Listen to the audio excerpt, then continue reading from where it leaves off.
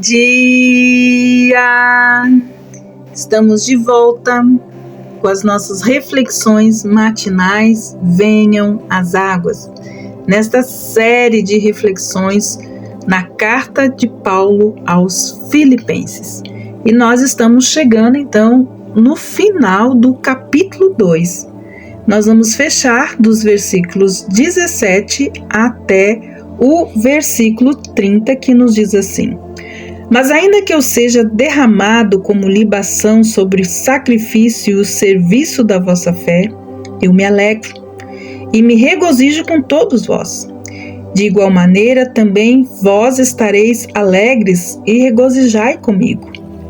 Espero, pois, em nosso Senhor Jesus, logo vos enviar Timóteo, para que eu também esteja tranquilo ao ser informada a vosso respeito. Porque eu não tenho aqui outro que, como eu, tenha cuidado de vós honestamente. Porque todos eles buscam seu próprio interesse, e não o que é de Jesus Cristo. E vós já conheceis o vosso esforço, que assim como o filho com seu pai, ele serviu junto comigo no Evangelho. A este eu espero vos enviar em breve, quando eu tenha visto como há de ser o meu caso. Eu tenho confiança em meu Senhor de que também eu irei ter convosco em pouco tempo. Mas me é necessário agora vos enviar o irmão Epafrodito, meu assistente, o colaborador, mas vosso emissário, provedor de minhas necessidades, porque ele também tem desejado vos ver.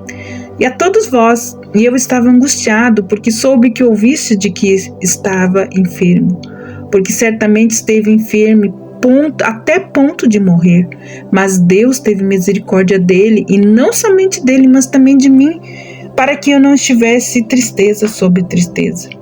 De modo que eu o enviei a vós com prontidão, para que quando olhardes, vos regozijais novamente, e possa eu ter um breve repouso. Portanto, recebei-o com toda alegria no Senhor e tenhais autoestima, assim são.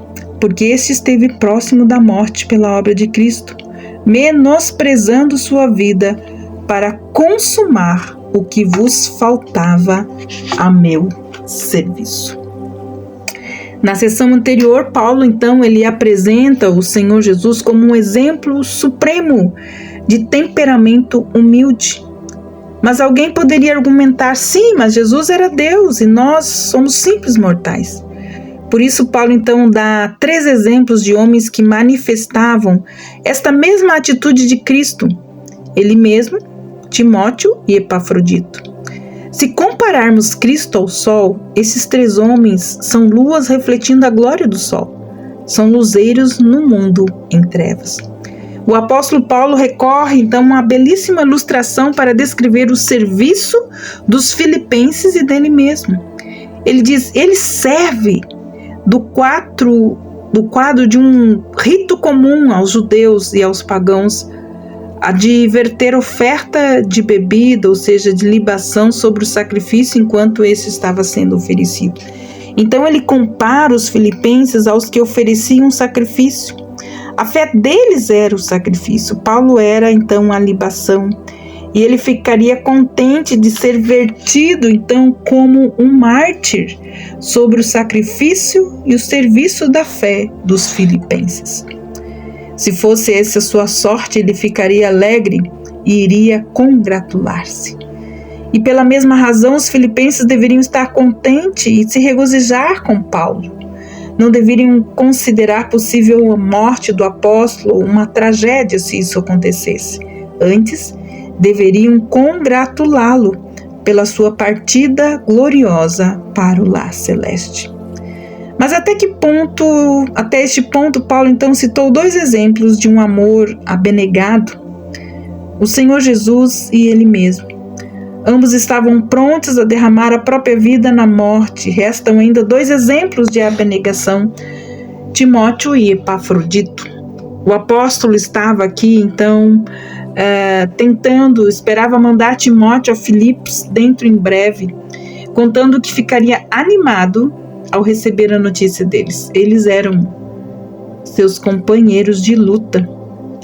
Dentre esses companheiros, nós temos Timóteo, que era o único que nutria um sentimento especial de cuidado pela condição, então, espiritual dos filipenses. Não havia mais ninguém que Paulo confiasse o bastante para enviar a eles.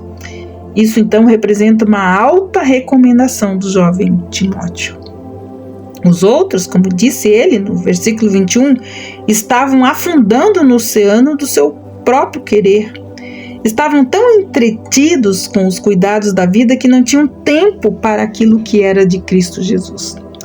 Será que não seria esta uma boa mensagem para nós hoje? Em nosso pequeno mundo de lares, geladeiras, televisores e outras coisas, nós temos esquecido daquilo que realmente é importante. Timóteo era o filho da fé do apóstolo e desempenhou com fidelidade então esse papel. Eles conheciam bem o seu caráter provado, o seu verdadeiro valor, pois como filho ao pai, assim Timóteo serviu como Paulo na obra de pregar o evangelho. Tendo sido então Timóteo assim confirmado, Paulo esperava enviá-lo aos Filipenses logo que soubesse do resultado do seu apelo que tinha feito a César. Sem dúvida, esse era o significado da expressão tão logo tenha eu visto a minha situação. O apóstolo então esperava que a sua solicitação fosse levada a bom termo e que ele logo fosse libertado a fim de poder então visitar os filipenses. E em seguida ele fala de outro companheiro de luta. Nós vemos aqui a atitude de Epafrodito. Não sabemos se ele é o Epáfras de Colossenses 4,12. Não tem como afirmar isso com certeza. Em todo caso, sabemos que ele morava em Filipos e que era mensageiro então dessa igreja. A respeito dele, Paulo diz: meu irmão, meu cooperador e meu companheiro de luta. O primeiro título fala da afeição, o segundo do trabalho árduo e o terceiro de conflito. Epafrodito era um homem que sabia trabalhar com os outros, tinha qualidade essencial na vida cristã e também no serviço do Senhor.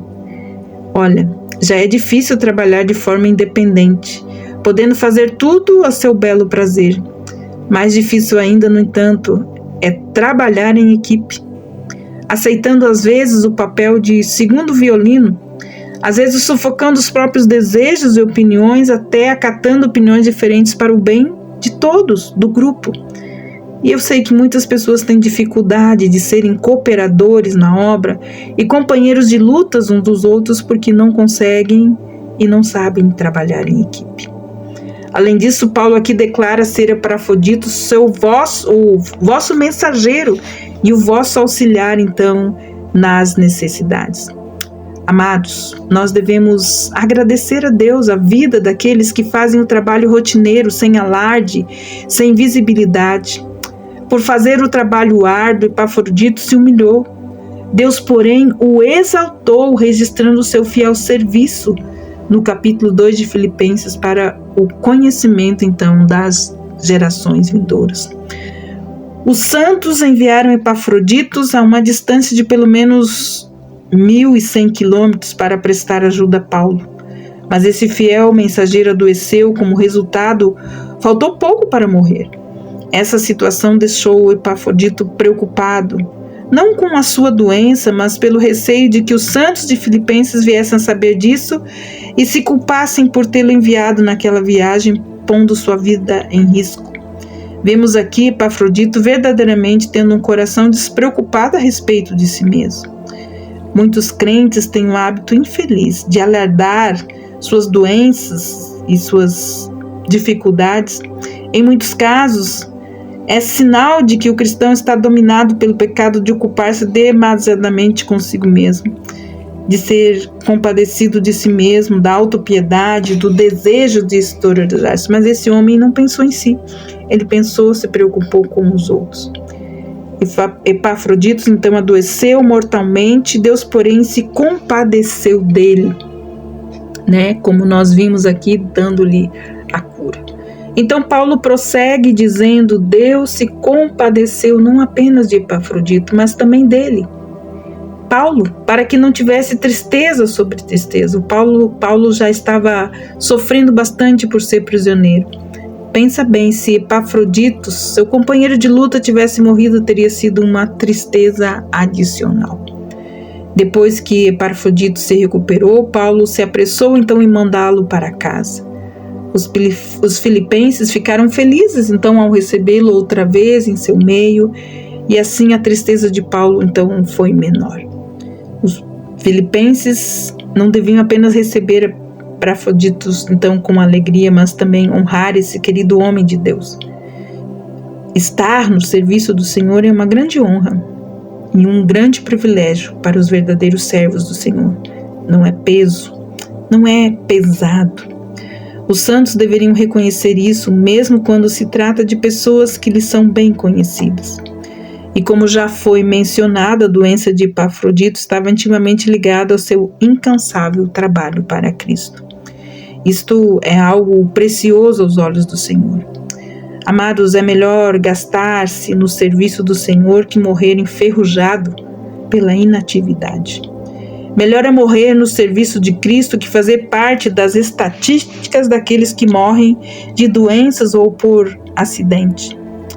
Será que a frase "para suprir a vossa carência de socorro para comigo" sugere que os filipenses negligenciaram Paulo e que Epafrodito compensou o que eles deveriam ter feito? Isso nos parece pouco provável, pois foram esses mesmos santos de Filipos que enviaram então Epafroditos a Paulo. Acreditamos que essa carência de socorro se referia à impossibilidade de os filipenses então visitarem Paulo pessoalmente e sim ajudá-lo, por causa da distância que era Filipos e Roma. O apóstolo, portanto, não os está repreendendo, mas está afirmando que Epafrodito fez como representante deles, suprindo o que eles não poderiam fazer usando então uma pessoa. Amados, temos aqui esse exemplo, né? Nós devemos ser gratos pelos nossos cooperadores e nossos companheiros de luta. Que no serviço do Senhor, o Senhor receba sempre a honra e a gente ter esse sentido de que é um privilégio servir ao Senhor e que nós possamos reconhecer isso. E que o Senhor supra as nossas carências por meio de Cristo Jesus.